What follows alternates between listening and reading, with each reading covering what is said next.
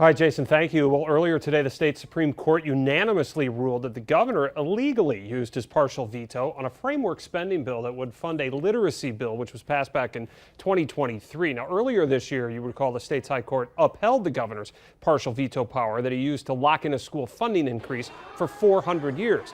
Also in today's ruling, justices say the Republican-controlled Joint Finance Committee can put money for certain state programs into an emergency fund under their control. Governor Evers talked about this afternoon. He also issued a statement today saying in part, quote, since the Wisconsin Supreme Court today declined to step in and end this indefinite obstruction, today I again urge Republicans to release the nearly $50 billion investment to improve reading and literacy across our state, and to do so today before those resources expire at the end of the month.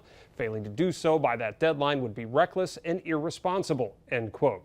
Meanwhile, Senate Majority Leader Devin Lemieux and Assembly Speaker Robin Vos releasing a joint statement on the ruling, saying in part, quote, while the governor wanted to play politics with money earmarked for kids' reading programs, it is encouraging to see the court put an end to this game. Wisconsin families are the real winners here, end quote.